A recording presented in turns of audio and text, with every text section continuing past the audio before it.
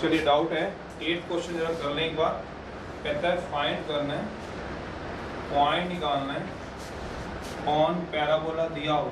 Question में दिया हुआ है parabola y square equal to 18x। कहता है पॉइंट निकालना है इसमें, और इस पर कंडीशन दे रखी है। जिस कंडीशन में पॉइंट मांगा गया आपसे, तो जो पॉइंट की कंडीशन दे रखी है वो रखा है ऑर्डिनेट। एक एब्सिसा होता है, कोऑर्डिनेट होता है, ऐसे उसमें वो क्वेश्चन की कंडीशन दे रखी है।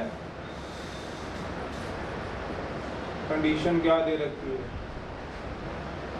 Ordinate is equals to 3 times abscissa.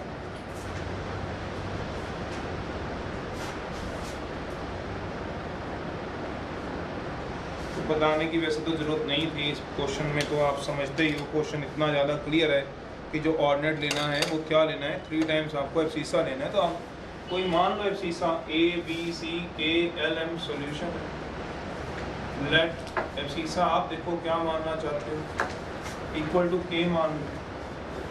Therefore जो आपका ऑर्डिनेट हो जाएगा वो क्या हो जाएगा, 3 टाइम्स K हो जाएगा।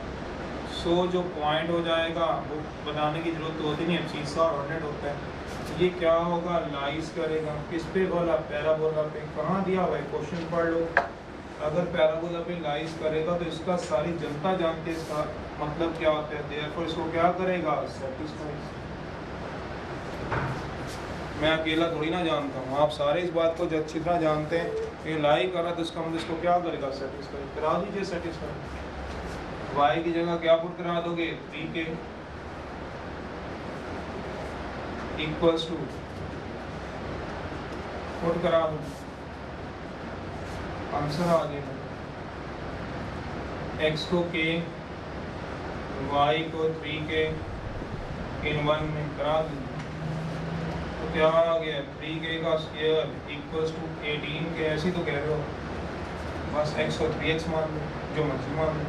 कितना आ गया, 9k square equal to k कितना आ जाएगा, 2।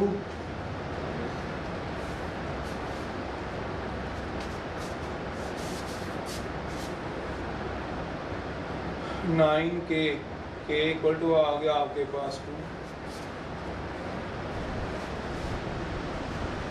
देयरफॉर ऑर्डिनेट मेरे को बताने की जरूरत है, कितना आएगा, 3 इंटू के कितना आ गया, 6। देखो पॉइंट कितना हो जाएगा, k comma 2 comma answer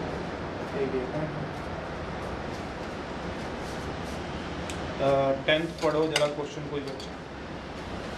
Find the equation of the parabola with the vertex 2, 1 and 10th में वो क्या कह रहा है, पैराबोला की इक्वेशन निकालनी है, फाइंड करना है मुझे इसकी इक्वेशन। फाइंड करना है इक्वेशन ऑफ पैराबोला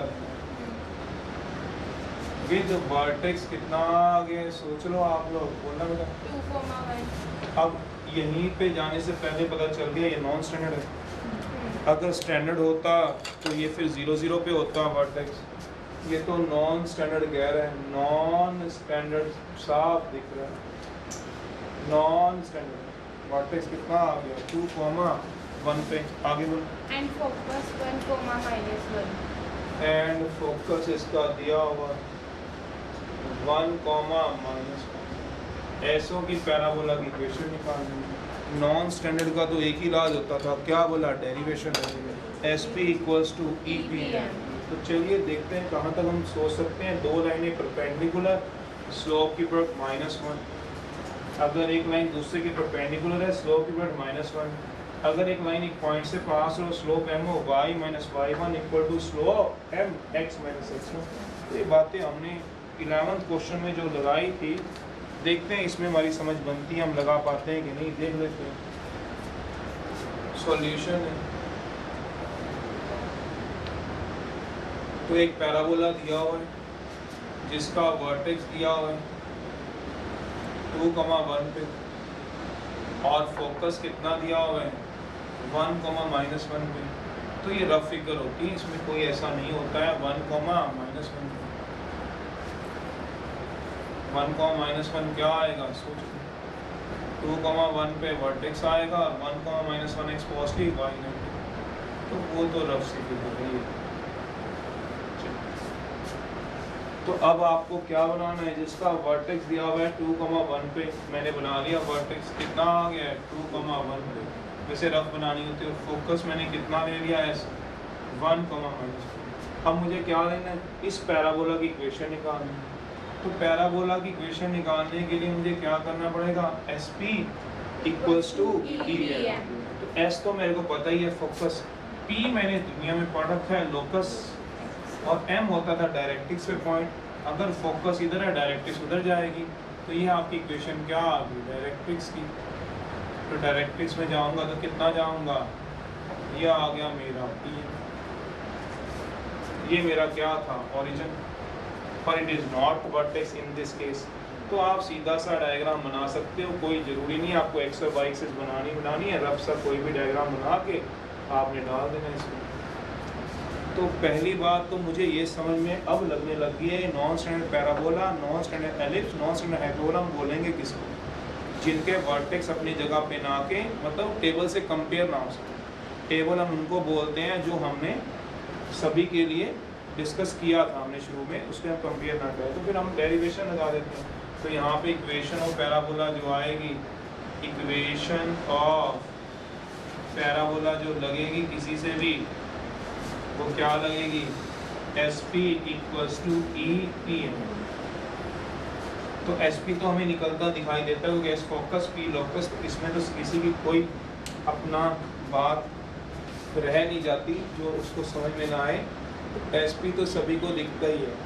SP का मतलब हो गया S से P तक का डिस्टेंस, और डिस्टेंस फॉर्मूला लगा रहा हूँ। मुझे ऐसा लगता नहीं कि आपको ना पता चले y+1 का होल स्क्वायर, ई सारी दुनिया को पता है, ई और फैला, क्योंकि वाला क्या है इसेंट्रिसिटी। अब बात आ गई PM की। PM मुझे पता है P पॉइंट से मुझे एक लाइन तक का डिस्टेंस निकालना है, जो लाइन क्या है डायरेक्ट्रिक्स। P पॉइंट से लाइन का डिस्टेंस निकालना है, जो लाइन क्या है डायरेक्ट्रिक्स। पर तभी तो निकाल पाऊंगा जब मुझे डायरेक्ट्रिक्स की क्या पता हो, इक्वेशन ही नहीं पता तो कैसे निकालूंगा। निकालते कैसे थे, तो उसको ऐसे निकालते थे, अगर मेरे को P पॉइंट पता होता है और एक लाइन वही 10 AX BY + C = 0 10th वाली, तो क्या कराओगे, ये PM निकालना है अगर तुम्हारे को, तो डिस्टेंस फॉर्मूला क्या लगता है, A X की जगह ये वाला पॉइंट सेटिस्फाई करा देते हैं x1, B Y की जगह ये वाला पॉइंट सेटिस्फाई करा देंगे y1 + C अपॉन जितना भी x का कोफिशिएंट है a², y का कोफिशिएंट है b², मतलब xy की जगह x1 y1, c को कुछ नहीं करना, कोफिशिएंट का होल स्क्वायर, ऐसे निकालते। पर उसके लिए भी तो मुझे डायरेक्ट्रिक्स की लाइन की क्वेश्चन चाहिए होगी, तो वो निकालने बिना तो काम नहीं चलेगा। तो वही पहले मैं सर्च कर लूँ, तभी मैं PM निकालूंगा, बाकी तो मैं नहीं निकाल पाऊंगा। ये आ गया आपका 90 डिग्री, ये भी PM भी 90 में बनाता है, 90 डिग्री। चलो मैं PM को फाइंड करने जा रहा हूँ। अब इसके लिए मुझे डायरेक्ट्रिक्स चाहिए। डायरेक्ट्रिक्स अगर निकल गई तो मैं यहाँ रख दूंगा जैसे मैंने रखा हुआ। तो मेरा टारगेट है, मेरे को डायरेक्ट्रिक्स निकालनी है। तो डायरेक्ट्रिक्स निकालने का मतलब एक लाइन की इक्वेशन निकालनी है। लाइन की इक्वेशन अगर हमें थोड़ी सी भी याद हो सारे में से, तो हमें उसके लिए दो चीज़ चाहिए, एक चाहिए स्लोप और एक चाहिए PP पासिंग पॉइंट। वैसे बता रहा हूँ, पता होनी चाहिए थी क्योंकि पूरा चैप्टर खत्म होने पे भी नहीं समझ आया। तो एक तो हमें क्या चाहिए, इसका स्लोप, किसका वाला, डायरेक्ट्रिक्स का। एक मुझे पासिंग पॉइंट चाहिए, किसी भी तरह से पासिंग पॉइंट। तो ये मैंने क्या मानना होता था, A। इसके लिए सिर्फ 3 बातें आपने ध्यान रखनी थी, 3 बातें जो हमने 11th क्वेश्चन में करी थी, वही 3 बातें यहाँ पे 11th क्वेश्चन में। अगर आपको शायद ध्यान है कि नहीं ध्यान, सबसे पहले इस लाइन का स्लोप निकाल दो। लाइन कौन सी है, ये पूरी एक लाइन है, ABS से जो पास हो रही है पूरी एक लाइन है, उसका स्लोप निकाल दो। स्लोप कैसे निकालते थे, y2 - y1 upon x2 - x1। 2 point form से जो लाइन पास होती है उसका स्लोप निकाल लो। हमें चाहिए तो डायरेक्ट्रिक्स की इक्वेशन। डायरेक्ट्रिक्स एक लाइन होती है जो पास होती है ए से, हमें डायरेक्ट्रिक्स की इक्वेशन चाहिए डायरेक्ट्रिक्स की, तो मैंने पहले स्लोप निकाल लिया bs का, वही स्लोप हो जाएगा इस लाइन का। अब ये दोनों लाइनें आपस में परपेंडिकुलर हैं, कौन सी लाइन, एक तो ये लाइन और एक ये लाइन, कौन सी वाला डायरेक्ट्रिक्स और एक जो फोकस से पास होती थी, ये दोनों लाइनें परपेंडिकुलर हो तो दोनों की स्लोप यूनिट -1, उससे स्लोप मिल जाएगा तुम्हारे, अगर समझ आता है।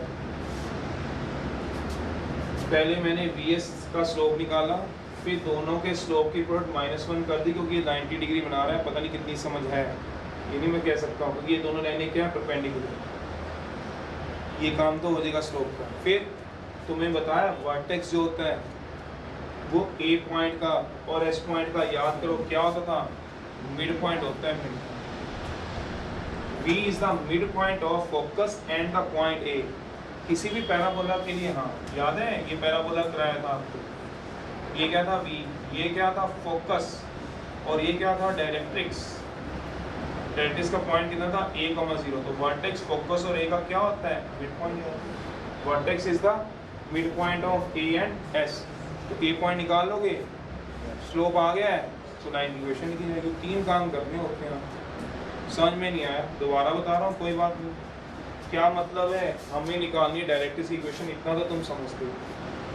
और अगर साइड पे लिखना चाहते हो तो मैंने डायरेक्ट्रिक्स की इक्वेशन निकाली, तो स्लोप चाहिए, पासिंग पॉइंट चाहिए, तो डायरेक्ट्रिक्स साफ दिख रही है कि ए से पास हो। अगर आपने चलना है तो देखो जरा, हुई नो दैट जो वर्टेक्स होता है इज, अगर आपको याद है कि नहीं वो आप देखो, मिड पॉइंट होता है किसका वाला, पॉइंट ए एंड फोकस का। ये कैसे सर, अगर ये बात पूछे तो पीछे जाना पड़ेगा, ये बात की समझ है। वर्टेक्स जो होता है वो इन दोनों का क्या होता है, मिड पॉइंट। नहीं तो इस डायग्राम से देख लो, यहाँ से क्लियर हो जाता है। तो बाय मिड पॉइंट फॉर्मूला लगा लो, डायरेक्ट्रिक्स की इक्वेशन निकालनी है तो ये क्या लगा लो, x1 by mid point formula.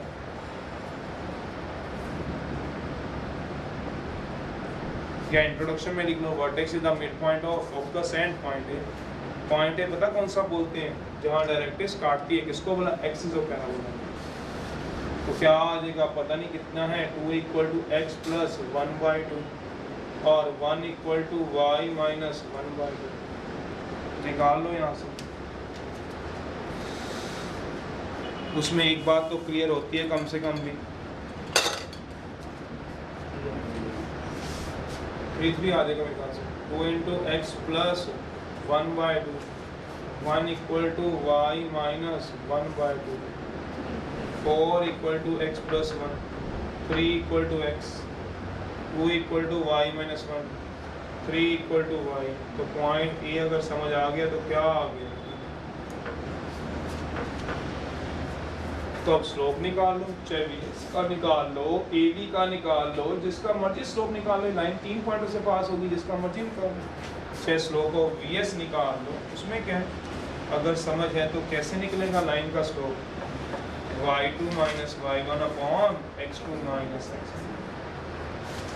y2 कितना है ये देख लो, VS का अगर स्लोप निकाल लो,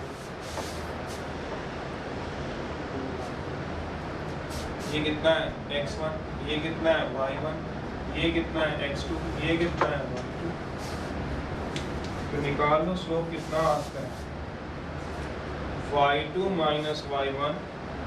वैसे तो देखो इसको इतना स्लो कराने की मेरे को तो लगता नहीं था कोई ज़रूरत है, कितना आ गया, 2 आ रहा है। अब क्योंकि ये दोनों लाइनें आपस में क्या है, परपेंडिकुलर है 90, और ये देखो VS line. Now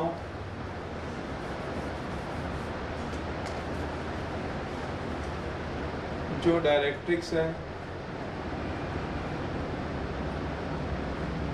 perpendicular to the line VS है,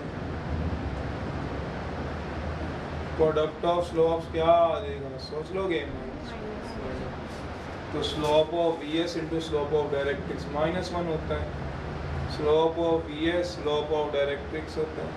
तो ऐसे तो आपकी इतनी स्पीड होनी चाहिए या इतनी समझ होनी चाहिए, अगर आप रट्टे से नहीं कर रहे तो -1/2 उसका स्लोप हो जाएगा, इसका 2 है तो उसका नेगेटिव रेसिप्रोकल हो जाएगा। इतना काम झाम क्यों लिखना है पेपर, जिस दिन तुम्हें लिखना आ जाएगा, जिस भी बच्चे को आप में से, वो ऐसे थोड़ा लिख रहा होगा जैसे मैं लिख के दे रहा हूँ। मैं तो उनके लिए लिख रहा हूँ जो बहुत ज़्यादा इंटेलिजेंट होते हैं बच्चे, उनके लिए लिख रहा हूँ, जिनको चीज़ों की समझ नहीं होती।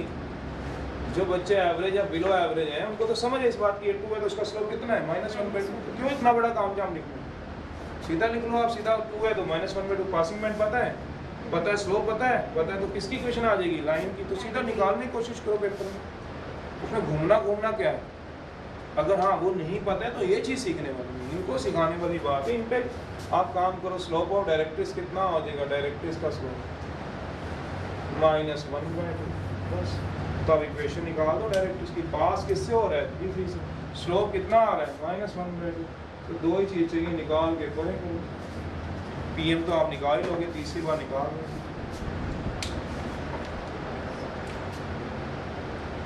इक्वेशन ऑफ ए लाइन जो पास किससे होती है, and slope y minus y1 y minus 3 x minus 3 करा लीजिए।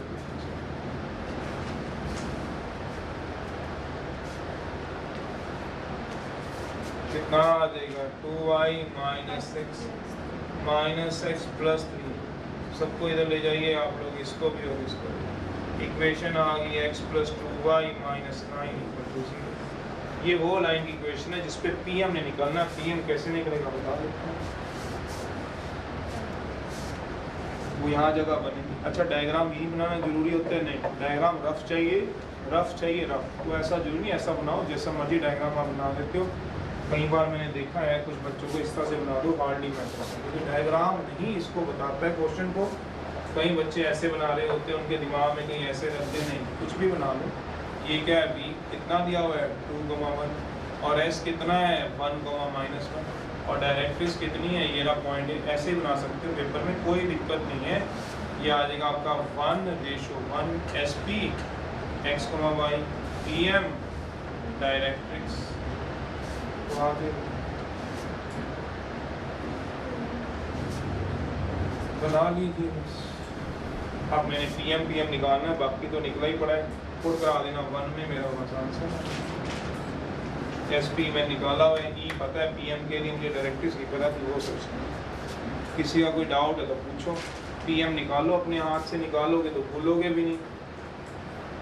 तो PM कैसे निकालते हैं, P क्या दिया हुआ है XY because it is locus, और डायरेक्ट्रिक्स कितनी दी है X 2y minus 9। तो निकाल दो PM।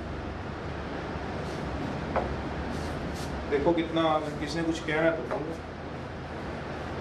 कैसे निकालते थे बताओ, x में कौन सा पॉइंट सेटिस्फाई करा दोगे, ये तो खुद भी x ही है। y में y तो क्या, इसमें तो खैर कोई फर्क ही नहीं पड़ता। 2y minus 9 नीचे क्या आ जाएगा, x के कोएफिशिएंट का स्क्वायर, y के कोएफिशिएंट का स्क्वायर। बस इसमें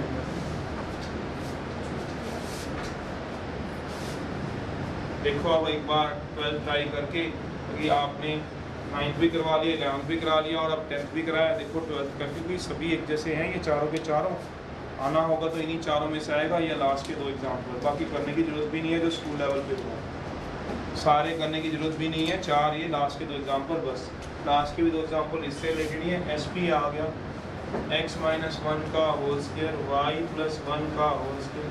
E1 है, PM आ गया x plus 2y minus 9 upon √5।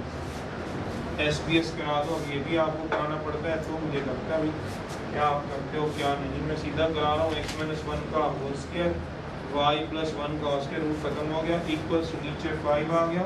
ये लगेगा a plus b minus c का होल स्क्वायर। इसको लिखवाएंगे, ऐसे ही लिखवा दे तो ज़्यादा ठीक है। जब होल स्क्वायर का फॉर्मूला पता तो आप लगा ही लोगे।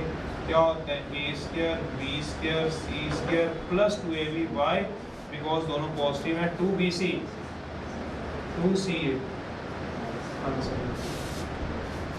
ये क्या माना जाएगा a, ये क्या माना जाएगा b, ये क्या माना जाएगा c, माइनस में ना, तो a square plus b square plus c square पर प्लस 2ab क्यों, दोनों प्लस के हैं, माइनस 2bc अगर फिर भी दिक्कत होती है पूरे साल, कई बार हो जाता है क्योंकि आप स्टूडेंट की तरह सोचे, अपनी तरह ना सोचे, तो इसको ऐसे ट्रीट कर लिया, ये ऐसे मान लिया करो, फिर कभी आपको दिक्कत नहीं आएगी। x थोड़ा बड़ा लिख देता हूँ, x अगर कभी दिक्कत आती है तो बस इस बात को यही खत्म करूँगा, प्लस 2y प्लस माइनस 9, बस अब कोई दिक्कत नहीं आपको।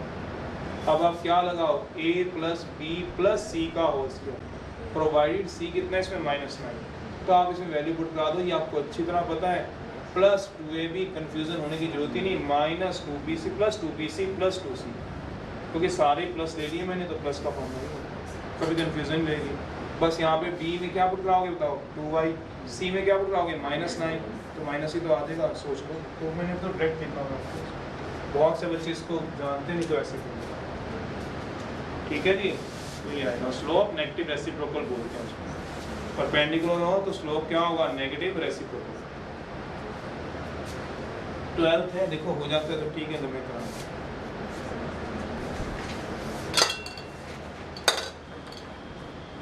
SP पता था इस क्वेश्चन में क्लियरली, E तो पता ही होता है।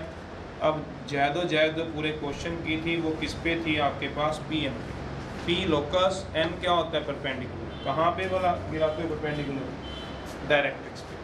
M डायरेक्ट्रिक्स निकालनी थी, पहले मैंने क्या निकाला, पॉइंट है, फिर मैंने स्लोप निकाला, उसका नेगेटिव रेसिप्रोकल इसका स्लोप हो गया, और फिर हमने इक्वेशन पे लाइन निकाली जो पास और ये स्लोप पता है, आंसर। 12 बाकी तो मैं PM को बताने के फेवर में इसलिए नहीं हूँ क्योंकि 9 क्वेश्चन बताया, आपको पता होना चाहिए x की जगह x, y की जगह y, और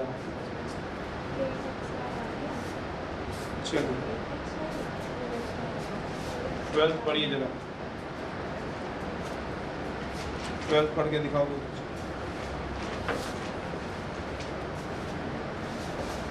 होल स्केल नहीं आते तो आप इधर से पता करो या पूछो कैसे होल स्केल से।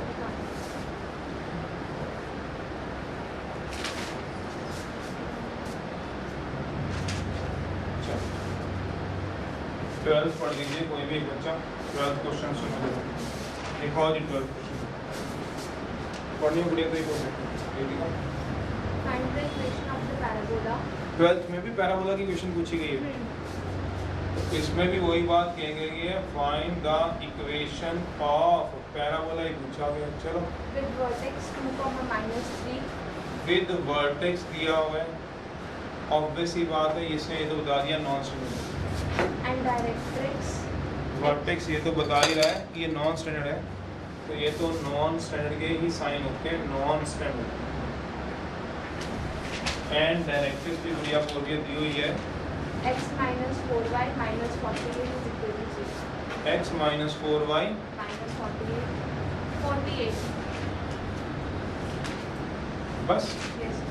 ये दिया हो, तो इसका मतलब इसमें क्या लग जाएगा, SP इक्वल्स टू EPM, तो PM तो इसमें आ ही गया, सिर्फ SP नहीं आया, तो आपका ध्यान पूरा फोकस निकालने पे है, जो इस लाइन पे निर्भर करेगा कि वर्टेक्स मिड पॉइंट होता है फोकस और पॉइंट ए का। डायग्राम जो मर्जी बना लो, सॉल्यूशन ये ले लीजिए डायग्राम, वर्टेक्स क्या ले लीजिए 2, -3, फोकस नहीं पता उसी की तो सर्च करनी है, डायरेक्ट्रिक्स पता है x - 4y - 48, P क्या होता है लोकस, क्योंकि पैराबोला की इक्वेशन मांगी है, SP इक्वल्स टू क्या हो जाएगा 90 डिग्री पे P, तो हेयर इक्वेशन ऑफ पैराबोला जो हो जाएगा ये पॉइंट A1 होगा। हेयर इक्वेशन ऑफ जो पैराबोला रहेगा वो कितना रहेगा, SP इक्वल्स टू EPM। तो मेनली हमें क्या निकालना है, PM हम कैसे निकालेंगे, E तो हमें पता ही है, PM भी पता है, मेनली क्या PM तो हम निकाल लेंगे, इसमें x, y है और एक लाइन दे रखी है,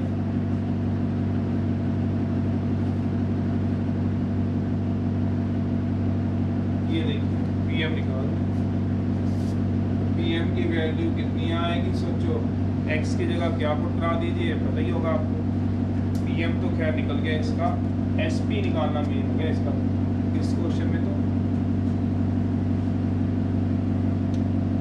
कितना आ गया 4x x की जगह कितना आ गया x 4, y की जगह ये वाला पॉइंट आ जाएगा y -48, x के कोएफिशिएंट का स्क्वायर y के कोएफिशिएंट का स्क्वायर। e की तो मेरे को जरूरत ही नहीं पता चलती। अब sp फाइंड करना है।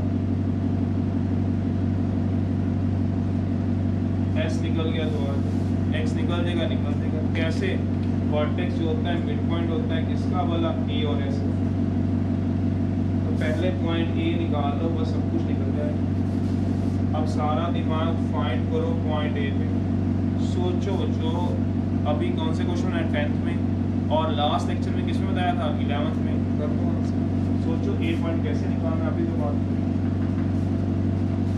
अब पिछले क्वेश्चन में vs का स्लोप था क्योंकि s पता था, उसमें डायरेक्ट्रिक्स निकाल रहे थे, तो इसमें डायरेक्ट्रिक्स दे रखी है। डायरेक्ट्रिक्स कितनी दे रखी है बताओ? x - 4y - 48 = 0। तो इसका स्लोप निकाल, इसका स्लोप निकाल लोगे तो दोनों क्या है परपेंडिकुलर, तो दोनों के स्लोप की वर्ड क्या आ जाएगी -1, नेगेटिव रेसिप्रोकल। तो इसका स्लोप है पॉइंट है, तो लाइन की इक्वेशन दोबारा सुन लो।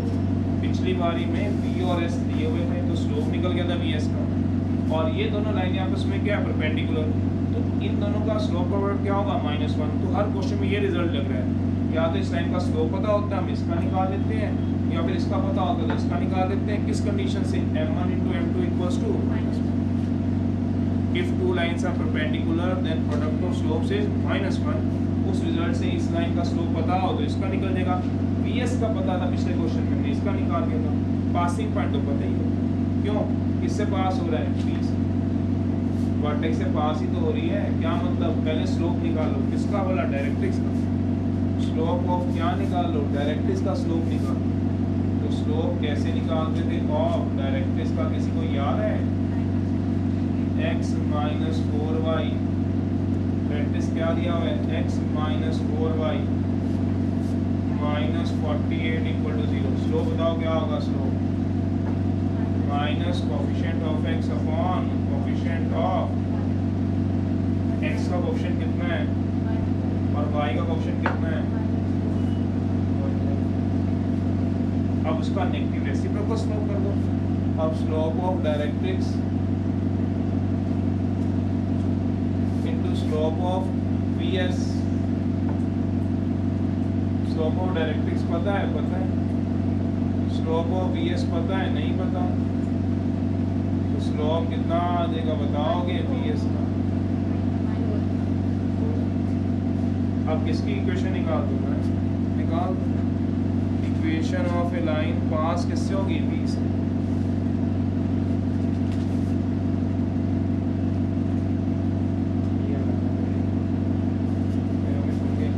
पास होगी v से, एंड स्लोप क्या दिया हुआ है? कितनी हो जाएगी?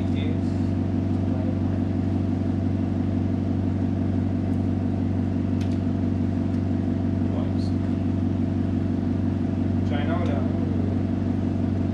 y + 3 x - 2, y + 3 - 4x + 4x + y - 5 = 0। Solve करा लो, किसको बोला? डायरेक्ट्रिक्स को, और इसको सॉल्व करा लो। सॉल्व कराने से क्या हो जाता है? पॉइंट आ जाता है।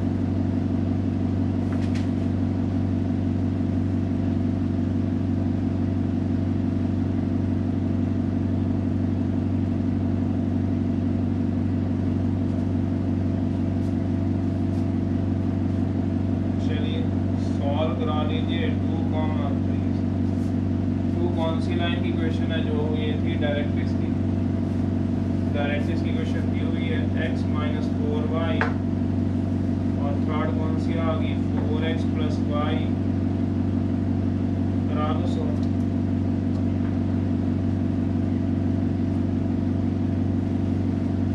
बताओ x क्या आएगा, y क्या आएगा?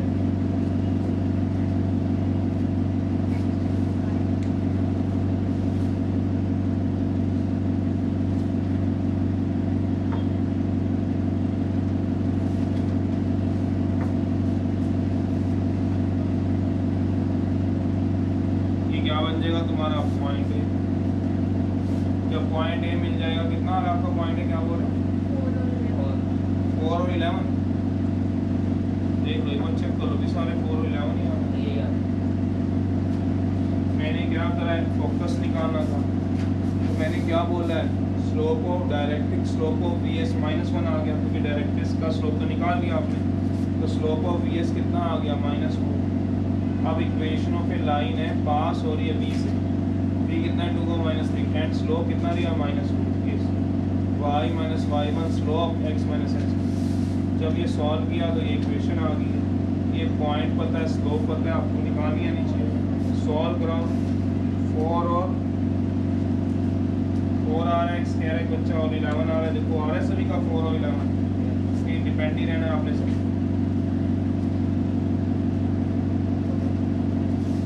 यह आ गया 4,11, फिर क्या है, मिड पॉइंट से एस पॉइंट निकाल, 1:1 से क्या निकाल लो, एस पॉइंट, फिर एस पी भी निकालता है वो आंसर। चलो ट्राई लिखो आप, मिड पॉइंट से क्या निकाल लो, बाय मिड पॉइंट से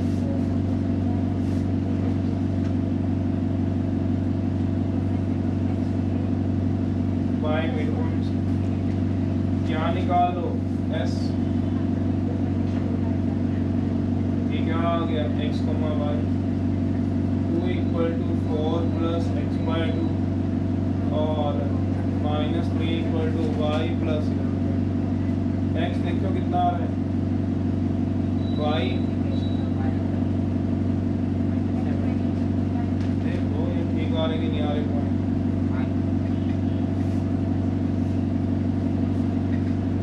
ये देख लो एक बार चेक करो, ये ठीक आ रहा है 4,11 है।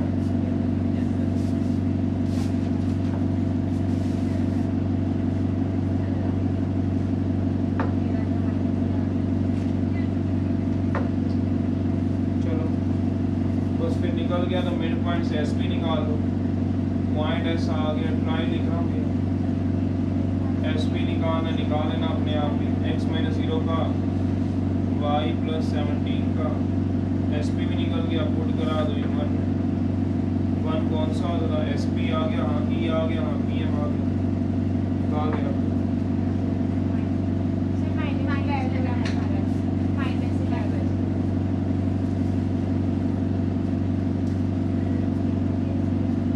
y -11 बोल रहे हैं थोड़ी देर बाद,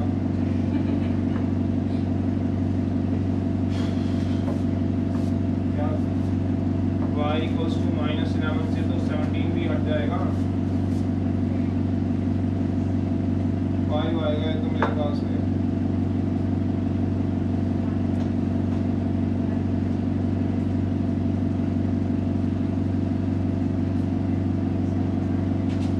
तुम्हारी इस बात से एक बात तो अच्छी लगती है कि किसी का पॉइंट 4,11 आता है, किसी का 4 - 11, किसी का 1 2 आता है, किसी का आंसर, किसी का 2 5, ये सब बातें अच्छी लगती है। जब एग्जामिनर चेक करता है उसे पता चलता है किसी ने किसी नकल नहीं की, अलग अलग आंसर आने चाहिए हमेशा बेटा इसके, इन्हीं भी 2 बच्चों के आंसर सेम ही आने चाहिए, जैसे एक बच्चे का निकला है 4,11 तो दूसरे का निकलना चाहिए 4 - 11, किसी का 1 2 आना चाहिए, तो अगर 20 बच्चे बैठे क्लास में बेटा 20 आंसर निकालो, उसे एग्जामिनर खुश हो जाता है कि किसी ने नकल नहीं मारी, तो एग्जामिनर अपने आप ढूंढता रहे भाई कौन सा आंसर ठीक है। ये अच्छे बच्चों के साइन होते हैं बेटा, ये 20 के 20 अच्छे बच्चे हैं जिनके आंसर अलग आ रहे हैं बेटा।